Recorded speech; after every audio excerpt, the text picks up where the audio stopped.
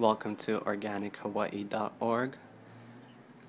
This is the Indian Valerian, scientific name Valeriana jatamansii, and it's an herbaceous perennial native to the forest, scrub, and open slopes of the temperate Himalayas, including parts of Afghanistan, Kashmir, Bhutan, northeast India, Myanmar, and western central China.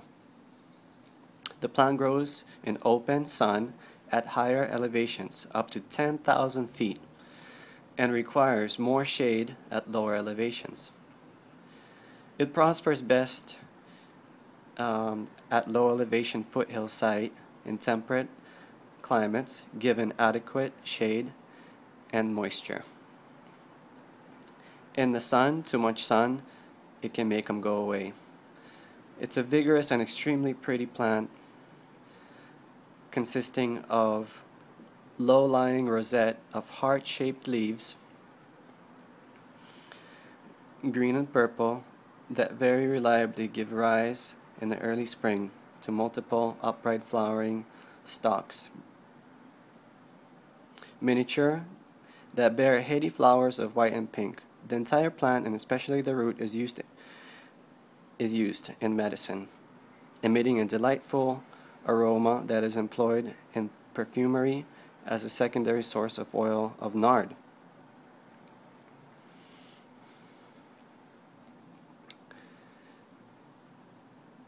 They bring out a higher level of consciousness, and in this way it's stimulating to the higher chakras.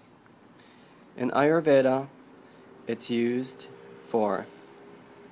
considered to be carminative and sedative, used in treating nervous debility, hysteria, shell shock, neurosis. Plant prefers rich, moist, yet well-drained soil and part shade. Slightly acidic soil ranging from 4 to 6 is considered ideal. Easy to propagate from many volunteer seedlings that appear below the mother, or by dividing the crowns in the spring. The leaf may be removed along with the long petiole, and the petiole, the stem, planted down into moist medium, and the whole protected by rudimentary plastic tent, and within a few weeks, if kept warm in the light and sufficiently moist, new roots will emerge, after which a new plant may be potted up in the usual manner, producing a clone of the parent. Not a substitute for a seed-grown individual, perhaps, but a good plant nonetheless, the clone.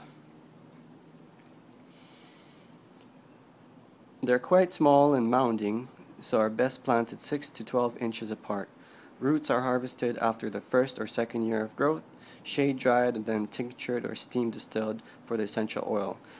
This is one of the most outrageous plants that can be reasonably grown by temperate gardeners, with aroma akin to patchouli, perhaps a bit more cerebral and somewhat less sexy but desirable, organically grown.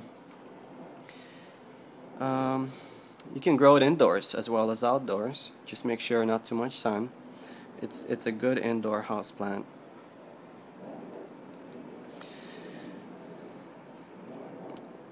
Indoor windowsill, skylight, or sunroom without the grow lights. Light requirement is low to medium, watering requirement every 2 days or so, fertilization monthly, foliar or root feeding of kelp tea, mycoblast, or compost tea. Potential toxicity to pests and young children. Well, discourage pets or small people from eating this plant. It would likely sedate them. It's okay to leave unattended for a week without water. If necessary, it may help to encase the plant in a plastic bag, in which it could hold for 2 weeks, more or less.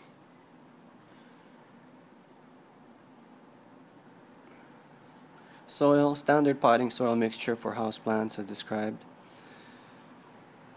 in The Medicinal Herb Grower by Richard Sech.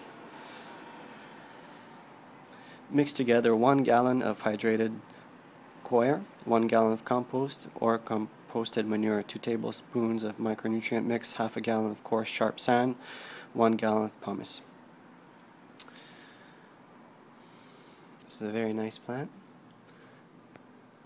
Enjoy and check us out at organichawaii.org.